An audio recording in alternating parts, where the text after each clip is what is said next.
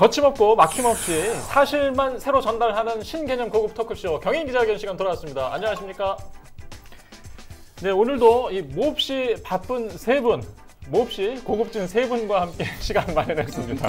네, 자 오늘 너무 바쁜 세 분인데 일단 홍익정경연구소에서 이도영 소장님 나오셨습니다. 네, 안녕하십니까? 네. 네. 자 오늘 얘기할 거리들이 되게 또 중요한 거예요. 우리 항상 중요한 것만 다루지 않습니까? 그렇죠. 예. 오늘 이제 생활 밀착형 토크에도 가깝습니다. 아주 중요한 정부 정책과도 물려 있고요. 일단 그래서 소개를 먼저 빨리 해드리고 이야기 나누도록 하겠습니다. 아니 근데 오늘따라 고급지다라는 표현을 왜 쓴 이유가 일단 다 긴팔을 입고 오셨어요. 예. 제가 볼 땐 넥타이를 다 하고 오셔서 그런 거 아니에요? 그것도 있고요. 예. 일단 두 분이 참 오늘 잘 차려입고 오셨어요. 예. 지금 곱져요. 알겠습니다. 저희만 지금 너무 얇게 입었어요. 가을 하잖아요. 가을 패션 이미 넥타이. 밖에 내려앉았고. 예. 가을 남자. 자, 좀 이따가 얘기할게요. 자, 소개부터 하시고. 자, 우리 또 맞은편에 인천투데이에서 김갑봉 기자님 나오셨습니다. 안녕하십니까? 네, 예. 반갑습니다. 예, 가장 이렇게 컨셉을 바꾸고 나오셨어요. 네, 가을 남자로. 예, 오늘 기대하겠습니다. 예, 무겁게. 자, 그리고 마지막으로 우리 부동산 6남매의 막내 박경훈 소장님도 나오셨습니다. 안녕하십니까? 네, 안녕하십니까? 예. 네. 소개 맞나요? 네, 맞습니다. 인천 에이스예요, 김포에서 에이스. 네.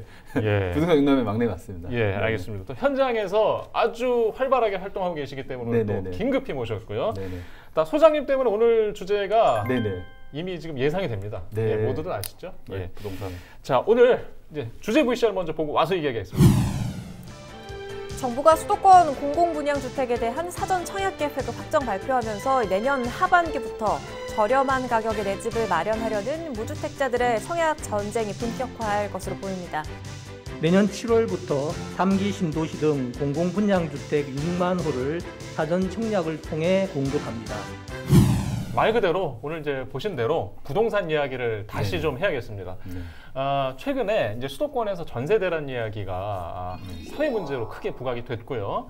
정부의 규제 대책, 이딴 규제 대책 이후에 나왔던 걱정거리들인데 일단 이 문제들이 있기 직전에 있었던 마지막 부동산 규제가 임대차 3법이었어요. 네, 맞습니다. 예, 일단 뭐 네네. 말부터 어려운데요. 설명부터 좀 듣고 시작하겠습니다. 소장님.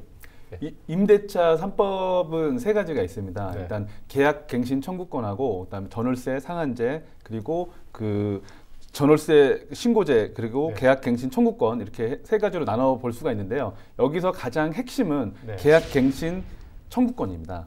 계약 갱신 청구권은 서민 주거의 안정을 위해서 기본 임대차 기간을 2년에서요. 그 플러스 2년으로 해가지고 한번 계약을 하게 되면 4년 정도의 그 임대차 계약을 유지할 수 있게끔 하는 그런 계약으로 보시면 될 것 같습니다. 네. 처음에는 그게 예.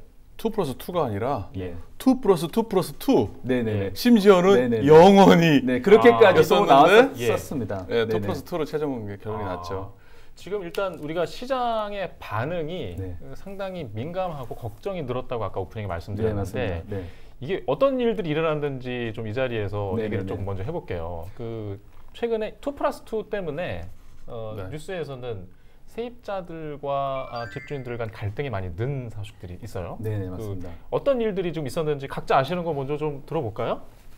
제가 임대차 3법을 도입한 시행한 이유가 네네. 전세 대란, 세입자들을 위해서 만든 정책이라고 볼 수가 있거든요. 근데 실제는 그렇지 않게 되는 게 왜곡된 현상이 나타나는 네. 게 문제라고 할 수가 있습니다.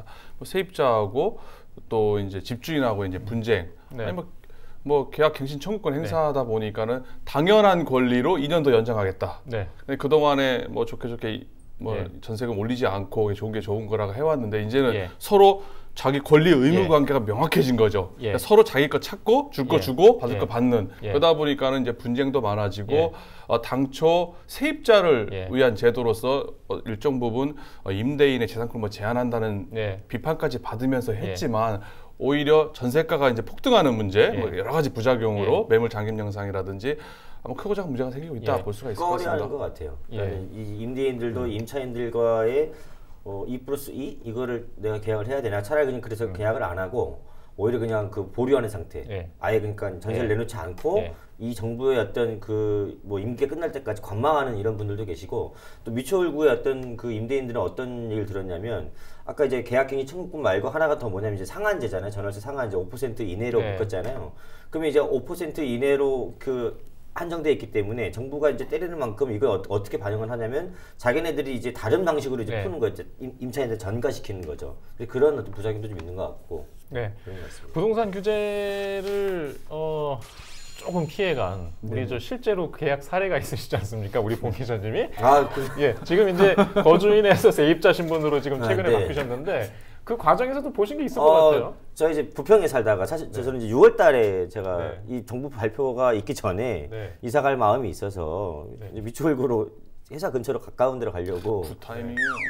네 갔는데 원래는 이제 그 충분히 기간을 줬어요. 그래서 그러니까 제 집에 살던 이제 세입자분이 원래 9월 4일인가가 계약 기간이었고 그때 이제 제가 이제 뭐라 그랬냐면은 저도 이사를 가면 이제 아무래도 인테리어를 하고 들어가야 되니까 좀 미리 좀 뭐 좀 비워줄 수 있냐 그랬더니 문제 없다 꼭 비워주겠다 했어요. 근데 결국에는 못 비웠어요. 못 비우고 9월 17일 날 제가 이사를 했는데 그런데 그 날짜에 부평에서 빠지면서 아무것도 못하고 9월 17일 날 들어갔어요. 그러니까 왜 그랬냐면 거기 세입자분이 전세 구하기 힘들었던 거죠.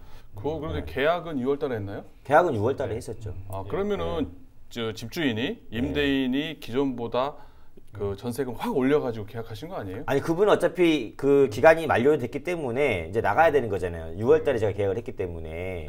그래서 그러면 3개월 정도의 시간을 드린 거잖아요. 다른 전셋집을 구할 수 있게. 근데도 그때까지도 못 찾았던 거예요. 안 그러니까 구해진 거죠. 아니 봉 기자님. 네. 저는 이제 어차피 제 집을 사서 간 거니까 거기 들어간 거고 저는. 아, 사서? 네. 일단 그 전세인 줄 알았어요. 집주인에서 세입자가 됐다. 맞아 이러면 되겠어요. 예. 일단 지금 사례를 좀 들어보고자 네, 하는데 네, 네, 네. 그 실제로 네, 네. 중개 현장에 네, 네, 네. 이제 많이 보시잖아요. 네네네. 일단 전세 물량이 줄었다. 맞습니다. 확 줄었어요. 일단 임대차 3법에서 전세와 월세가 임대차 시장에 존재하는데요. 전 세계 유일무이한 그 대한민국에서 전세 제도가 있는데 네. 지금 임대차 3법이 서민 주거 안정을 위한다는 취지였지만 실제 현장에서는 그 전세 시장의 실종, 매물 실종으로 지금 연결이 되고 있습니다. 네. 지금 저희 최근에 8월 달에 인천 쪽 말고 김포 쪽에 대략적으로 8, 9천 세대 정도가 지금 동시 입주하는 아파트 단지가 있습니다. 예. 그래서 제가 3,500세대 아파트 단지에서 보통 그 정도 세대 수면 네. 10에서 20% 정도, 대략 한 20% 정도는 네. 전세 월세 물량이 나와야 되거든요. 네. 근데 지금 현재 3,500세대가 입주 시작한 한 달 만에 네. 거의 입주율이 60에서 70%까지 왔고요. 네. 제가 볼 때 한 달 정도만 더 있으면 3,500세대가 입주가 다 마무리될 것 같습니다. 네. 근데 그 중에 지금 전세하고 월세는 예. 매물이 그 예전의 평균치보다 예. 절반에도 미치지 못하고 있는 상황이고요. 네. 그리고 전세 가격도 입주 물량이 많게 되면 전세 월세 금액이 좀 낮게 형성이 돼야 되는데 2년 플러스 2년이다 보니 2년치 미리 선반영돼 가지고 임차인들이 좀 더 높은 금액의 전세나 월세를 비용을 부담하는 그런 상황으로 보실 수 있습니다. 실례로 금액이 어느 정도 이렇게 오른 걸 보셨어요? 대략적으로 네. 지금 제가 느끼는 걸로는 네. 한 30, 40% 정도는 올라와 있고요. 그다음에 제가 그 들은 거나 아니면 뉴스로 본 거는 거의 배 이상으로 오른 지역도 있더라고요. 예. 아니 배 이상 오른다고요? 네네네. 검암 검서 이제 그러니까 서구 쪽, 그러니까 서울에서 전세값이 이 거의 매매값 수준으로 네, 거의 네. 근접해서 올랐잖아요. 그럼 네, 네. 서울에서 그 전세를 구하기 어렵게 된 그 서울 서민들 네. 이분들이 이제 인천으로 많이 내려왔는데 주되게 인천으로 내려온 곳이 어디냐면 이제 공항철도가 편하잖아요. 네. 그래서 검암 그 경서 이쪽 서구 쪽으로 많이 내려왔고 그러면 그쪽만 그 품귀 현상이 일어나냐 그러진 않습니다. 인천 원도심들 있잖아요. 미추홀구나 이런 데서도 역전 현상이 일어났어요. 그러니까 예를 들어서 주안동에서 전세가 한 9천 안팎 하던 게 요 정부 발표가 있고 나서 어느 정도까지 올랐냐면 한 1억 2천 안팎까지 오른 거예요. 그러니까 대략 전세 자금이 한 3, 4천 올라버린 거잖아요. 그럼 이거는 아까 얘기했던 것처럼 네네.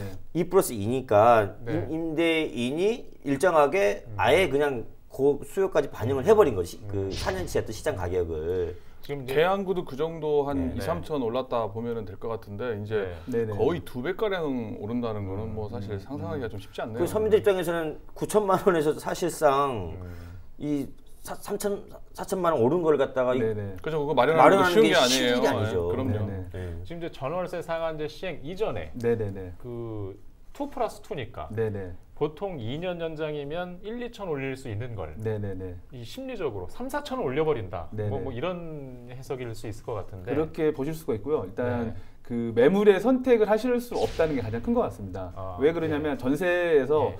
그 임대인 분들이 전세를 줄 바에 차라리 저금리 기조에 그럴 네. 바에 그럼 차라리 월세 전환하겠다라고 하시는 분들이 더 많다 보니까 예. 전세 순수 전세가 거의 지금 줄어들고 네. 실거주 또는 예. 월세로 지금 전환되고 있는 상황으로 보실 수 그건 있을 여러 것입니다. 가지 이유가 네. 있을 거예요. 아까 저금리 네네. 때문에 네네네. 그냥 월세로 전하는 것도 네네네. 있지만 뭐 심지어 코로나19로 인해 가지고 그리고 또 계약갱신권을 청구했기 때문에 그 전세 매물 자체가 이제 줄어드는 네. 문제도 발생할 예. 수 있다 볼 수가 있기 때문에 예.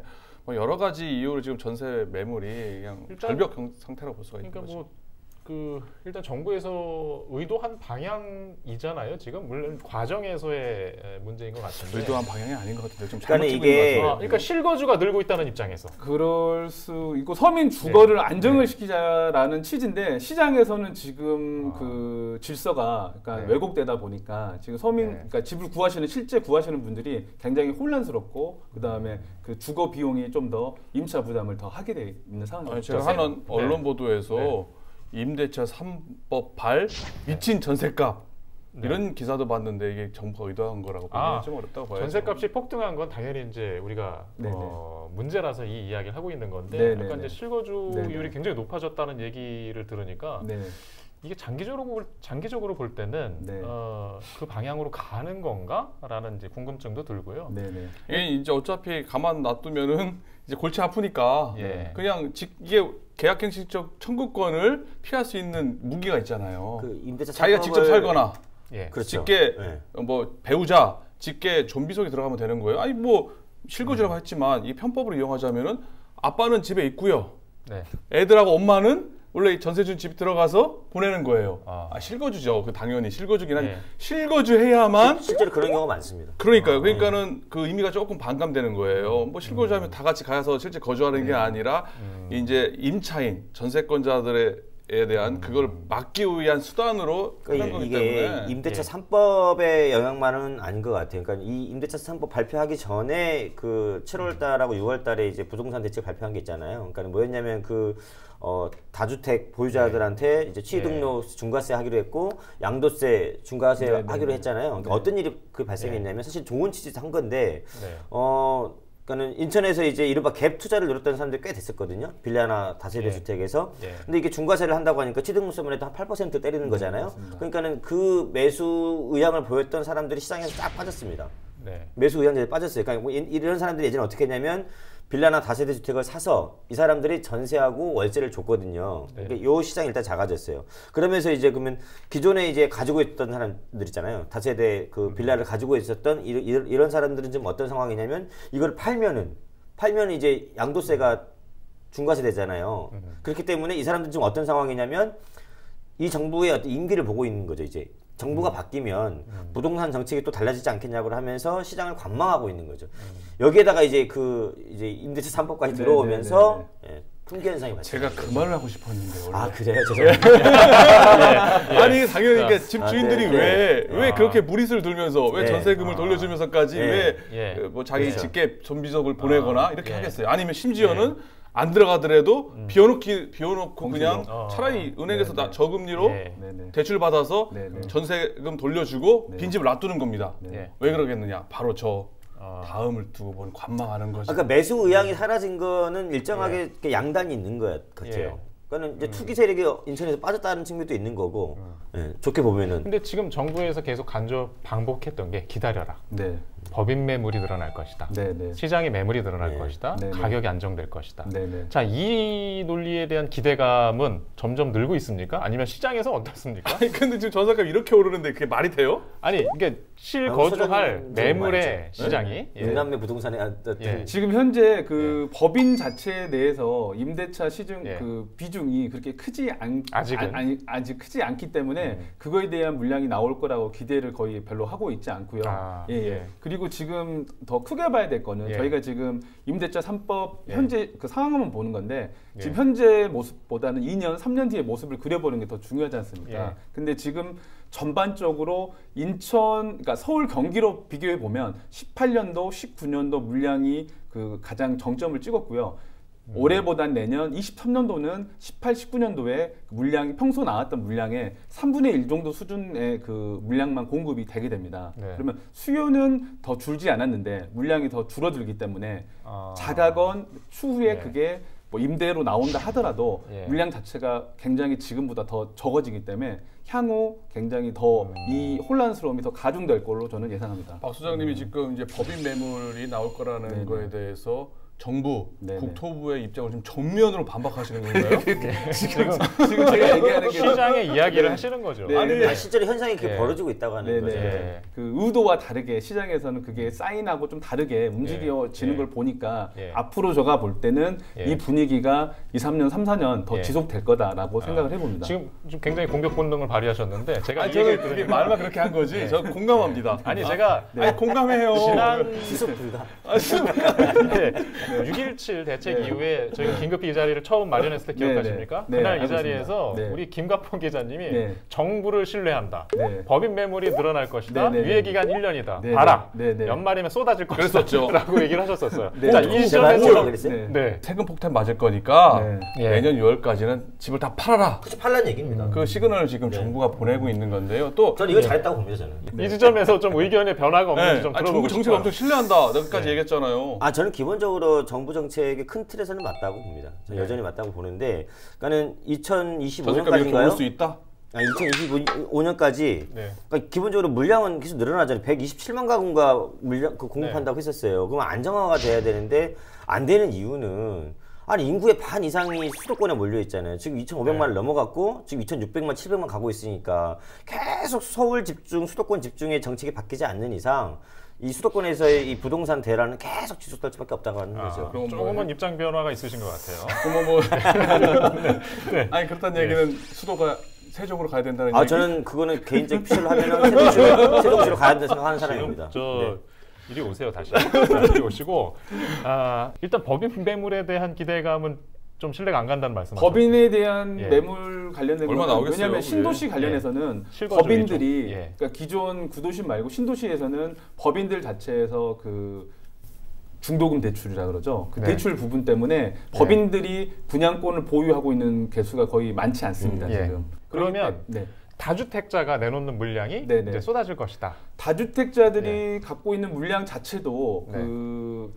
뭐 임대차 시장에 그러니까 향후 입주 시점 때 물량이 많이 나올 거로 이렇게 많이들 얘기를 하시는데 네. 제가 지금 현재 네. 그 17,000세대 물량이 나옴에도 불구하고 전세값이 이 정도면 하락 또는 굉장히 네. 많이 그 혼란스럽게 전세 매물 소화가 안 돼야 되는데 예. 지금 가격은 가파르게 올라가고 있고요. 그다음 매물은 없는 상황입니다. 지금 현재로서도 그러는데 내년 내후년에 검단 신도시가 일단 물량 자체가 18,000세대 정도 입주 준비 중에 있는데 그 물량이 나온다 하더라도 제가 볼 때는 전혀 그 패닉 상태가 되거나 그러진 않을 걸로 봅니다. 제가 볼 땐 그거를 기대하기는 어렵다. 전세 네. 물량이 나오는 걸 기대하는 뭐 여러 가지 경우의 수를 네네. 따져보는 거는요. 네네. 뭐 좀 아닌 것 같다 생각이 드는 이게 게 변수가 너무 많아요. 개발 계획들도 보면 이제 네네. 연말 이후에 뭐가 쏟아질 것들이 수도권에 계속 있잖아요. 네, 맞습니다. 인천과 네네네. 일단 뭐 현실이 안 이야기- 맞잖아요. 현실이. 네. 철도 얘기부터 해서 네네. 일단 시장이 녹록지 않군요. 그러니까 관망세가 계속 많아요. 그러니까 검단, 검암 여기만 그런 게 아니고 네네네. 동구, 미추홀구 이런데 그 구도심, 원도심에서도 다주택 보유자분들이 꽤 있잖아요. 몇 채씩 가지고 있는 분들, 그러니까 부동산 일을 하시는 분들이 있는데 네. 이분들이 전반적인 정서가 뭐냐면 관망입니다. 그러니까 네. 안 팔아요. 그러니까 이 정부가 끝나고 나면 어떤 달라진 정책에 의해서 그리고 지금도 집값이 계속 조금씩 오르고 있으니까 오를 것이라고 하는 기대감을 가지고 있기 때문에 네. 안 내놓는 경우가 많습니다. 좀 더 지켜보자. 이게 지금 계속 유지되고 있습니다. 규제는 투자하기 상당히 부담스러운 환경 조성이 이미 돼 있고 제도적으로. 네네네네. 근데 시장의 상황은 공급과 수요의 그런 시각에서 보면 네. 부동산이 오를 수 있는 가장 그런 그 유력한 환경으로 바뀌고 있다. 지금 만들어져 나타나고 있습니다. 있다. 네네네 맞습니다. 이걸 참 어떻게 해야 될까요? 앞으로 그러니까 집 금액이요 올라갈 이유와 떨어질 이유가 여러 가지가 있는데 지금 외부 변수만 제외해놓고 본다라고 하면 상승 우상향할 수 있는 상황이 좀 더 많다라고 생각을 하고 있습니다. 참 어렵군요. 네네. 예. 그 수요와 공급 문제인 것 같아요. 일단 예. 아니 수요는 계속 있는데 공급이 안 되니까 네. 오를 수밖에 없죠. 공급은 정부에서 계속 많다고 얘기하고 정부에서 있는데. 이제 얘기하는 예. 거하고 실제 받아들이는 예. 거하고 좀 차이가 있는 것 같아요. 그러니까 네. 그 정부에서는 수량만 가지고 얘기하는 거고, 그다음에 현장에서는 그 집도 그 수요층들의 니즈에 맞는 그런 양질의 집이 좀 예. 부족한 상황으로 생각하고 있습니다. 그러니까 계양 신도시나 네. 뭐 교산이나 의정부나 남양주나 진접이나 신도시를 만들어도 예를 들어서 9월동에 이제 그 9월 아시아드 공공 임대를 할 때 기본적으로 자기가 거기 입주를 하려면 어느 정도 목돈이 있어야 되거든요. 보통 한 1억 안팎 최소한. 그러니까는 돈이 좀 많으면 월 내는 임대료가 좀 적은 거고, 돈이 좀 이렇게 없으면 나중에 내가 내는 임대료 높은 건데, 그러다가 이제 한 5, 6년 살다가 이제 일반 분양 전환하는 게 이제 공공임대잖아요. 근데 그러더라도 만약에 제가 어떤 신혼부부나 어떤 그 서민인데 거기를 그 계양신도시 입주한다고 하더라도 나한테 한 1억 정도가 있기가, 그러니까 예를 들어서 아까 주안이나 동구나 이런 데에서 제가 지금 전세 살고 있는 게 7천, 8천, 9천인데 1억을 내가 만들어서 거기에 들어간다? 이게 사실은 서민들한테 사실 쉬운 일은 아닌 거죠. 일단 우리 봉 기자님, 예. 자 우리 그 계양신도시 네. 인접 지역 공급 계획, 요 인접 서부 지역 먼저 좀 설명해 주실까요? 계양신도시는 내년 7월 달에 이제 한 1,500세대 네. 사전 청약을 하고, 그다음에 그 후년도에 22년도에도 한 1,500세대 정도 사전 청약을 하기로 했는데, 정부가 이제 물량이 부족하다고 하니까 사실 이런 경우는 없었던 경우죠. 1,100세대 아니었었나요? 내년 7월이 1,100세대, 후년이 예. 1,500세대. 네. 죄송합니다. 내년 숫자를 그렇게 정확하시네요. 네. 자 이어 듣겠습니다. 네, 아무튼 그래가지고 이제 검단 신도시도 나오고, 그다음에 검암도 나오고 이런 이제 물량들이 나오고 있는데, 이런 경우는 없었던 거죠. 사전 청약을 이렇게 사전 청약이라 해서 이제 집값을 이제 안정화시키겠다고 하는 것이고, 네. 이 3기 신도시들 이런 데는 이제 대략적으로 보니까는 계양 신도시 같은 경우에는 55% 정도, 네. 그러니까 1,100세대 중에 55%면 얼마죠? 한 550세대 네. 정도 되나요? 그 정도의 세대는 이제 그 신혼부부나 청년이나 다자녀 가구 뭐 이런 데다가 이제 우선 이제 공급을 하겠다, 좀 이런 정부 정책 발표를 좀 했었습니다, 최근에. 네. 지금 그 계양 신도시 같은 경우는 55%라고 말씀하셨는데요. 일반적으로 내년 3만 세대, 그 후에 3만 세대, 총 6만 세대에 대한 이게 공공 분양 개념이기 때문에 네. 거기 한 85% 정도는 네. 아까 말한 특별 공급을 네. 할 계획으로 지금. 획기적인 아주 그 이례적으로 볼 수 네네. 없었던 그런 공급 계획을 발표했는데, 네네.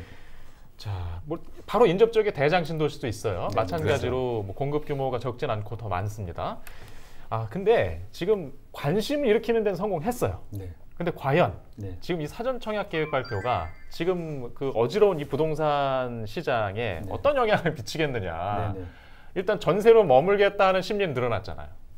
일단 그 시장에서 받아들이기를 일반 지금 집을 알아보시는 분들한테 시그널을 주는 게, 지금 이 시장 분위기에 흔들리지 말고 우리가 양질의 주거 공간을 줄 테니까 준비하고 기다려라 라는 그런 시그널을 줬는데요. 시장에서 받아들일 때 지금 인천을 예를 들어보면 2010년도에 부천 옥길 지구가 있습니다. 네. 거기가 사전 청약을 준비를 해가지고요. 네. 입주가 2019년에 있었습니다. 네. 그러니까 무슨 얘기냐면은 사전 청약과 입주까지 대략 9년, 그러니까 아. 대략적으로 10년의 시간이 걸렸었는데요. 예. 지금 2008년도 정도에 2007년도구나. 2007년도에 검단 신도시가 발표가 됐었었고요. 네. 그때 그 그러니까 지구 지정을 해가지고 예. 입주까지, 아직 검단 신도시가 내년 입주인데요. 네.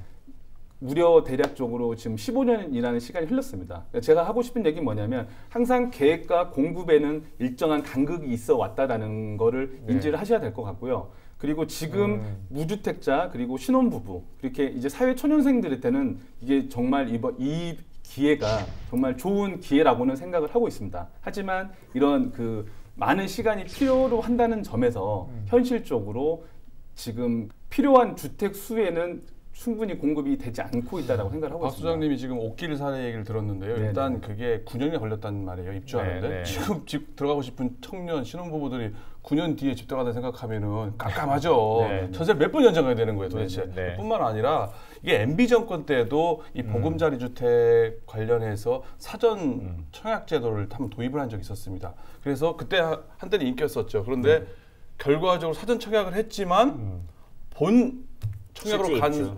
본 청약으로 본 계약으로 간 경우는 40%밖에 안 돼요. 이탈을 했다. 네, 네. 네, 많이 왜냐면 이탈하는 이제 거예요. 기간이 건수가 많은 길어지기 거예요. 때문에. 청약은 지금 했지만 실제 입주는 한 몇 년 뒤에, 한 7, 8년 뒤에, 9년 뒤에 이루어지면 일단 정부는 이번에 그 속도를 굉장히 좁혀서 신뢰를 주려고 하고 있잖아요. 네, 1, 2년 만에 한다고 지금 네. 얘기를 하고 있어요. 근데 동시에 어떤 얘기를 듣냐면 자 가장 빠르게 한다고 계산을 해볼게요. 네네. 자 사전 청약을 내년에 합니다. 네. 가장 빨리 분양하는 게 내후년인가요? 보상 맞습니다. 끝나고 나서. 네, 맞습니다. 자 그러면 내후년에 분양을 해서 입주까지는 또 2년에서 3년이 더 필요하죠. 5년 정도 시간이 그럼 빨라도 최소한 5년이죠. 최소한 빨라야죠. 5년이죠. 가장 빨랐을 때 예. 5년입니다. 그걸 가지고 또 이제 네, 네. 다른 해석을 놓는 분들이 계세요. 네, 네, 네.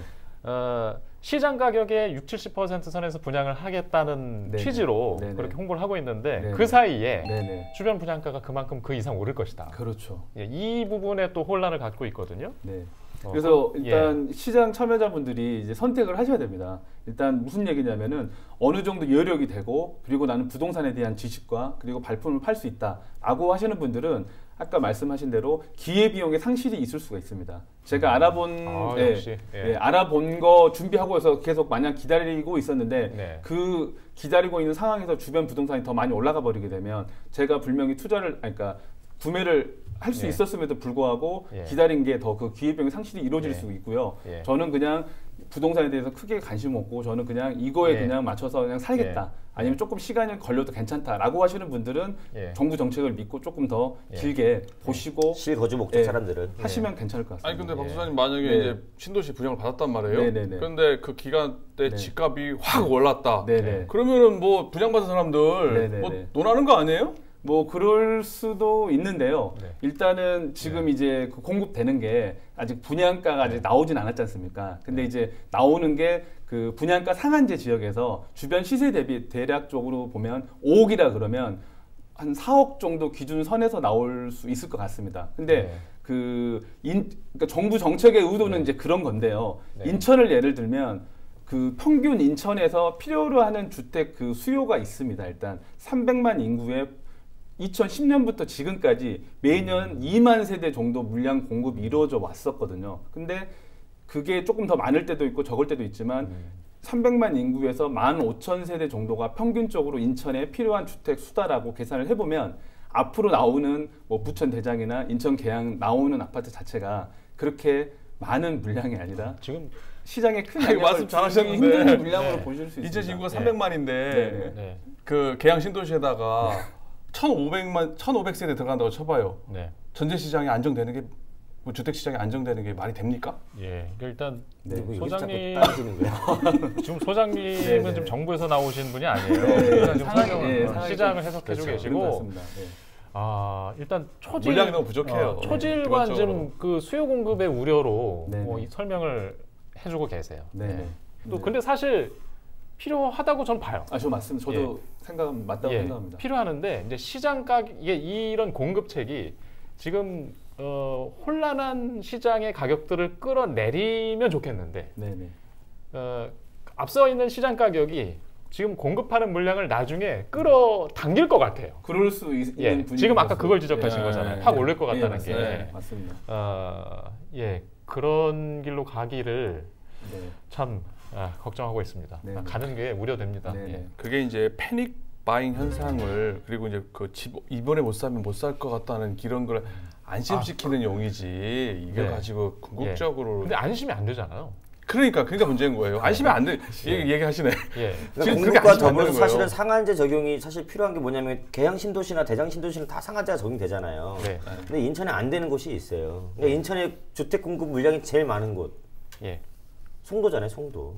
예.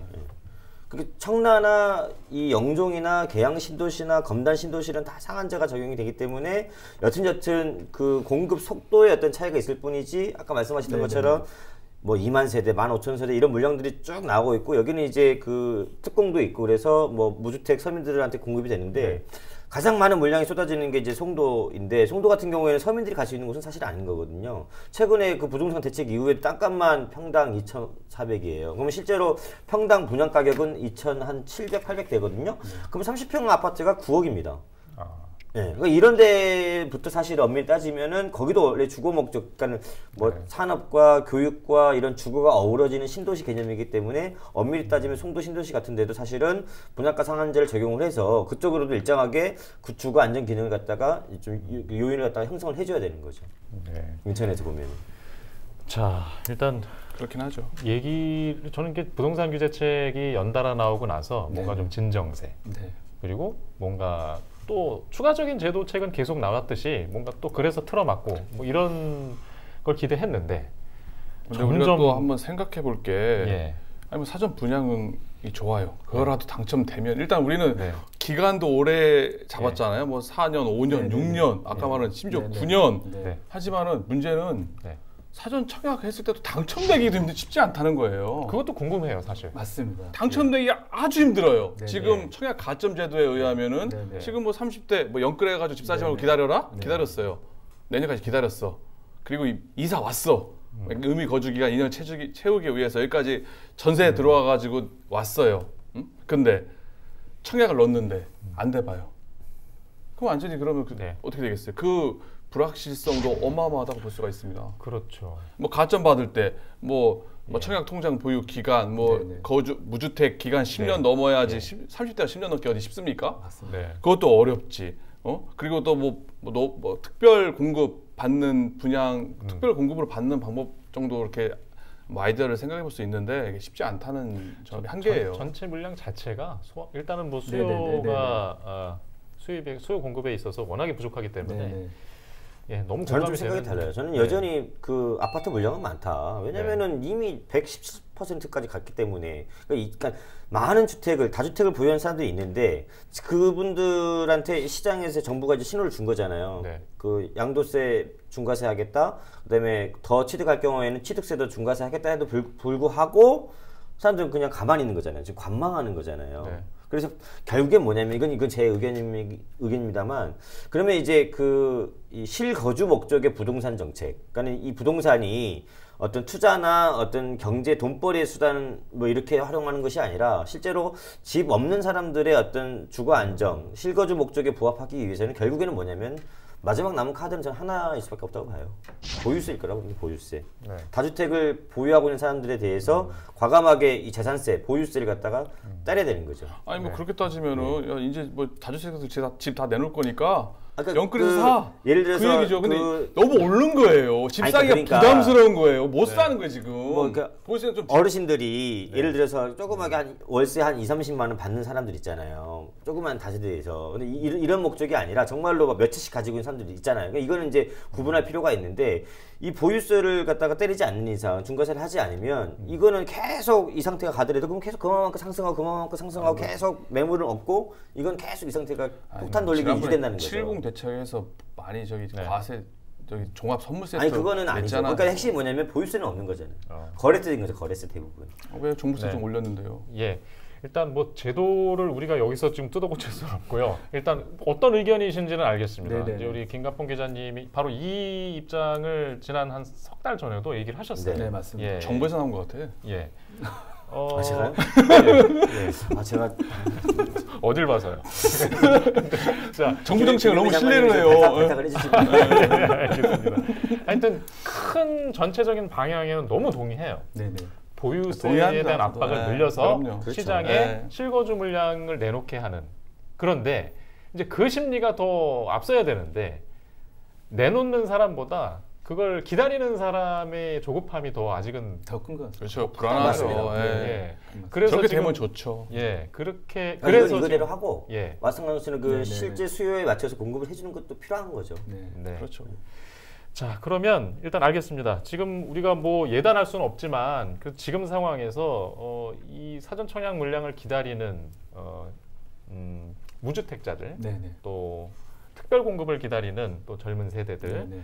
사전 청약을 어떻게 기다리는 게 좋을까? 네. 또 그 유리하지 않다고 스스로 판단했을 때는 또 그 다음에 어떤 차선책을 네네. 갖고 있는 게 좋을까? 이거 너무 어려운 질문인가요? 오늘부터 지금 정부 정책이 어떻게 지금 나왔는지 조금 더 그 세심하게 좀 알아볼 필요가 있다라고 생각을 하고요. 그리고 그 3기 신도시 그리고 사전 청약 제도에서 내가 지금 현재 거주하고 있는 곳에서 어느 현장에 있는지 그리고 그 현장에 직접 가서 방문을 해보시고요. 네. 그 부동산에 대한 기본적인 그 발품을 팔아보시고 두 번째로 청약 네.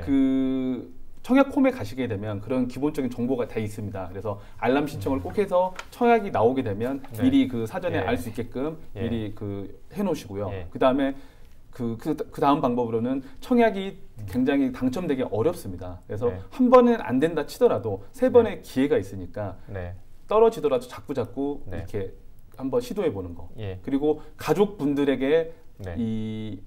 이런 상황을 알리고 주변 분들이 도움을 받을 수 있는 그렇게 그런 방법을 선택하면 좋을 것 같습니다. 이게 좋은 것 같아요. 아까 그 말씀하셨던 네. 청약 알림이 서비스 있잖아요. 예. 국토부 그러니까 포털 사이트 뭐 다음이나 네이버나 어디서나 검색하면 되거든요. 그 3기 신도시 홈페이지가 있어요. 네. 거기 가면 이제 신청을 하면 돼요. 청약 알림이 서비스가 있거든요. 그럼 내가 이제 어디 살고 있으면 저한테 알려줘요. 문자로. 네. 그 청약 관련 정보를.